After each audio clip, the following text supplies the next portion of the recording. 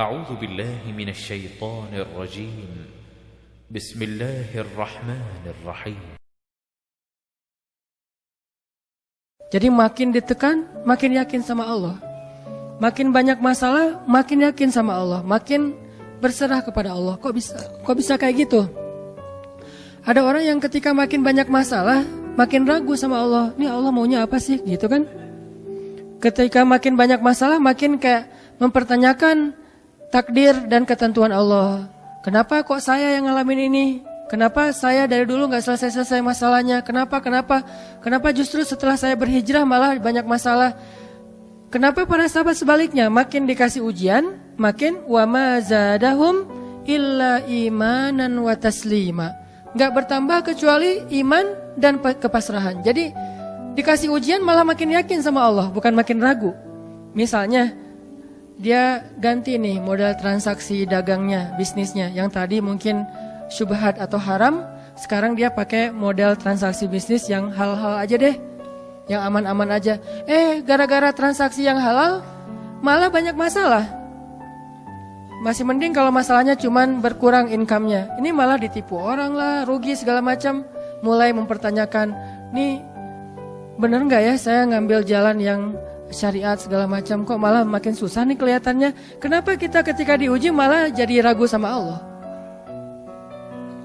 Kenapa saya katanya kalau misalnya saya jujur, saya akan dapat kebaikan. Ini gara-gara jujur malah gak lulus. Ya mungkin gak belajar tapi jujur.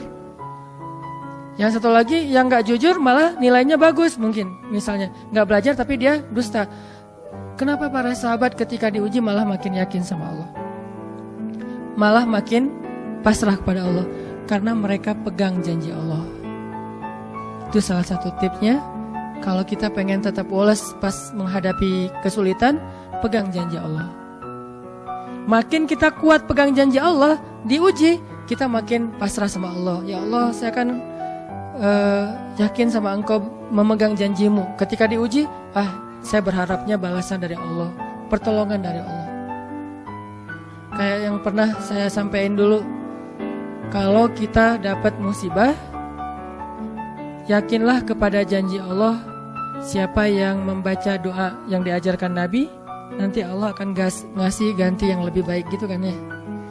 Allahumma ajurni fi musibati wa khluf li khairam minha. Ya Allah, beri saya pahala dalam musibah ini, beri saya ganti yang lebih baik darinya. Kalau kita pegang banget dengan janji Allah lewat doa ini, kita ketika dapat musibah setidaknya gak akan panik habis-habisan, gak akan putus asa dalam menunggu pertolongan Allah. Setidaknya kalau nggak bisa woles-woles amat, nggak bisa tenang-tenang amat, minimal nggak panik habis berlebihan. Kalau musibahnya musibah kematian, nggak bikin kita meratapi kematian. Kenapa? Kita pegang janji Allah SWT. Makanya kan ada cerita seorang ayah yang diberi musibah dengan wafat 2 orang anaknya. Anak laki-laki pertama meninggal. Dia bilang innalillahi wa inna ilaihi rajiun. Anak laki-laki kedua meninggal, dia bilang innalillahi wa inna ilaihi rajiun. Semua ini milik Allah. Allah yang memberi, Allah juga yang mengambil kembali. Suka-suka Allah, pasrah gitu. Nerima, ridho dalam bahasa agama. Bukan ikhlas ya. Kalau ikhlas itu dalam bab ibadah. Kalau dalam bab takdir namanya ridho. Raditu billahi robba. Saya ridho deh dengan ketentuan Allah, itu namanya ridho. Bukan yang ikhlas ya. Ikhlas apaan? Orang gak lagi ibadah kan? Lagi ada musibah. Jadi bukan yang ikhlas ya, bukan. Tapi yang ridho ya. Kalau mau lebih tepat nih, tapi gak apa-apa deh, pakai bahasa kita aja. Tapi kalau mau lebih tepat maknanya, yang ridho ya, sing ridho ya gitu. Bukan sing ikhlas. Karena ikhlas itu ibadah ritual. Nah, dia ridho tuh. Innalillahi wa inna ilaihi rajiun. Innalillahi wa inna ilaihi rajiun. Yang ketiga meninggal juga. Dan dia mulai agak ragu nih, kok gini-gini amat ya. Suatu malam dia bermimpi 2 anaknya itu, dalam mimpi itu ayah ini mau jatuh ke sebuah jurang yang di bawahnya api, kayak api neraka gitu. Ditarik sama 2 anaknya, cuman gak kuat. Kata mereka, seandainya adik ada di sini pasti bisa narik nih, bisa nyelamatin ayah. Kalau adik ada di situ. Kenapa cuma 2 yang nolong? Karena 2 itu yang dia ridho, yang satu lagi nggak ridho. Akhirnya cuma 2 orang yang bisa nolong dia di akhirat. Bangun dari mimpi dia sadar, oh ternyata justru Allah pengen nolong dia di akhirat dengan musibah itu. Dan buat anaknya juga kebaikan nanti di akhirat masuk surga. Akhirnya dia bilang innalillah wa inna ilaihi rajiun, astaghfirullahalazim. Hidup kadang kayak gitu. Ketika kita pegang janji Allah, ada sesuatu yang kita tunggu di dalam kesulitan hidup kita, sehingga buat kita selalu punya harapan. Tapi kalau kita nggak pegang janji Allah, kita nggak nunggu apa-apa kecuali mengeluhkan keadaan kita, dan itu bikin kita lemah. Ditolak yang pertama, innalillah wa inna ilaihi rajiun. Ya Allah beri saya yang lebih baik darinya.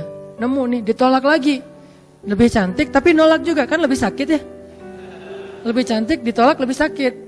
Ya Allah beri yang lebih baik lagi. Makin lama makin di puncaknya rasa sakit yang udah nggak tahan diterima. Ini happy ending nih. Ada nggak ya yang kayak gitu ya? Kalau jarang ada berarti belum mempraktekkan jurus ini nih. Kalau pengen kayak gitu coba tes deh. Cuman kalau ngetes Allah tahu sih ya. Coba deh praktekin, bukan ngetes, praktekin. Nanti pasti kita akan ngelihat hasil yang luar biasa. Jadi pegang janji Allah. Saya kalau nggak selalu sih, kadang-kadang nih, terutama hal-hal yang masih mampu. Ada musibah kecil, langsung berpegangan pada janji Allah. Nah, ntar Allah ganti yang lebih baik. Tapi itu harus dengan bahasa hati ya, bukan dengan lisan doang nih. Wa khluf li khairam minha. Hati nggak percaya. Allah kan bermuamalah, berakad dengan kita lewat hati itu teman-teman. Allah nggak berakad dengan kita lewat lisan doang. Makanya niat itu kan sesuatu yang terbersih di dalam hati. Walaupun dalam prakteknya ada mazhab yang mengucapkan, ada mazhab yang tidak mengucapkan. Yang jelas secara definisinya terbersih di dalam hati. Innamal a'malu binniyat. Terus Nabi menunjukkan dalam riwayat yang lain, Nabi menunjukkan ke dadanya atau hatinya. Artinya Allah berakad dengan kita itu dengan hati. Jadi kita kalau mau ditolong Allah, katakan kalimat itu dengan benar-benar yakin di hati kita. Wa khluf li khairam minha. Emang yakin saya Allah bisa ganti nih. Yakin.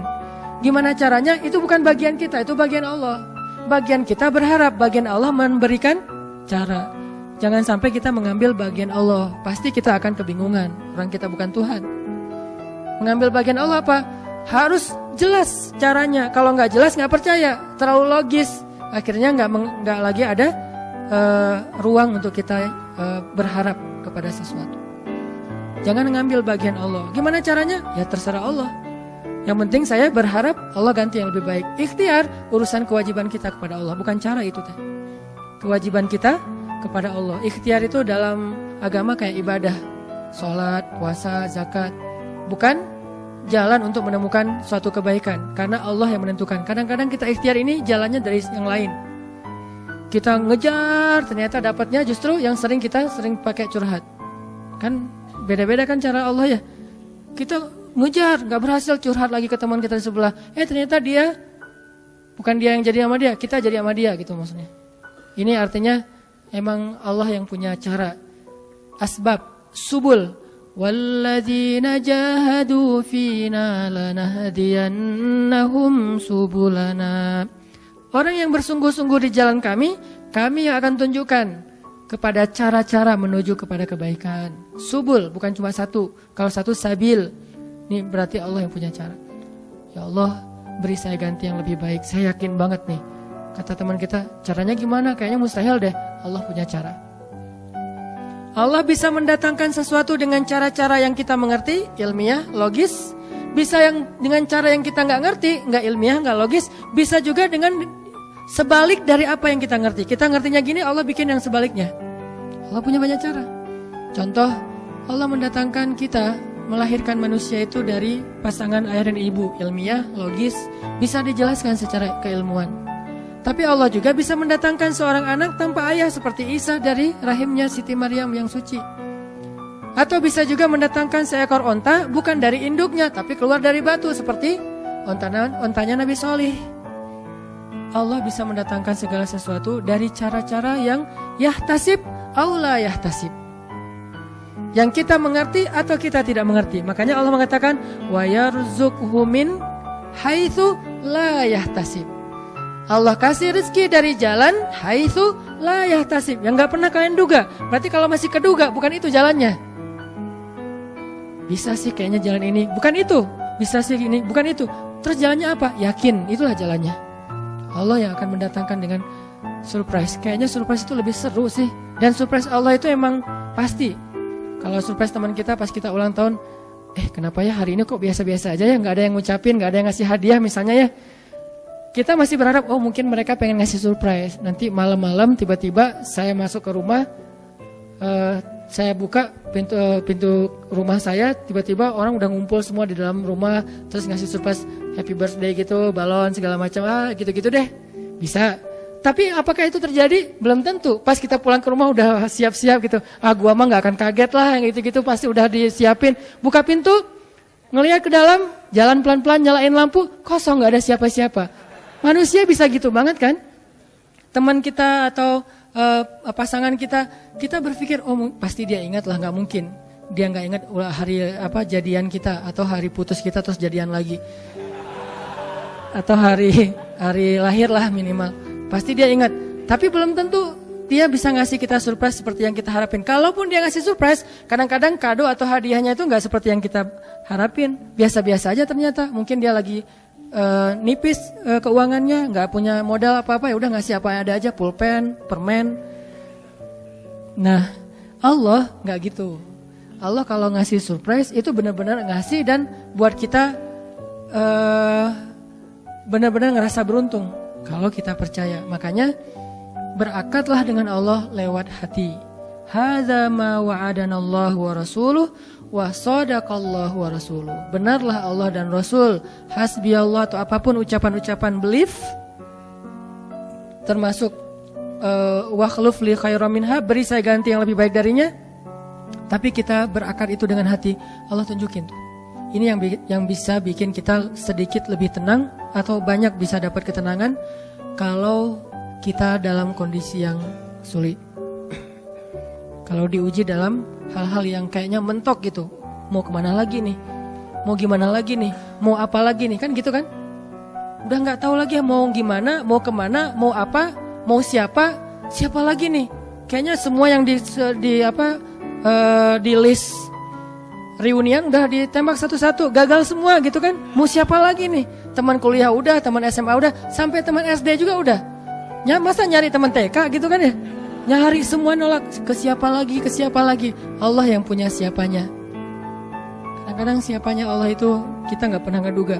Yang kita nggak pernah mau ke situ karena berpikir nggak mungkin deh kalau itu mah. Justru kita nggak ngedatangin dia karena kita nggak percaya mungkin. Tapi buat Allah apa sih yang nggak mungkin? Julaibib dengan kondisi rakyat jelata banget ketemu seorang cewek yang selebgram banget, bisa aja tuh. Apalagi kita yang insya Allah nggak julaibib amat lah ya, masih kerenan dikit lah. Walaupun mungkin solehnya pasti jauh dengan julaibib, tapi secara fisik ya kita bukan budak, kita bukan orang yang seperti digambarkan di dalam hadis gimana fisiknya julaibib sangat pas-pasan.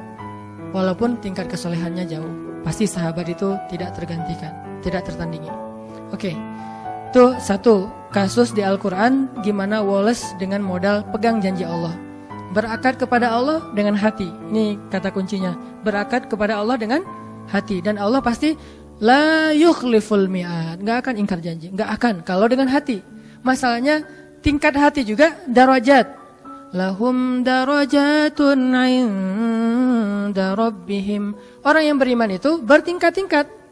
Ada yang imannya itu benar-benar luar biasa. Sampai hal yang paling mustahil buat dia tuh gak ada yang mustahil buat Allah. Ada yang berimannya yang berat-berat mah dia masih agak-agak ragu. Yang ringan-ringan dia masih yakin. Berarti aku tergantung prasangka hambaku kepadaku.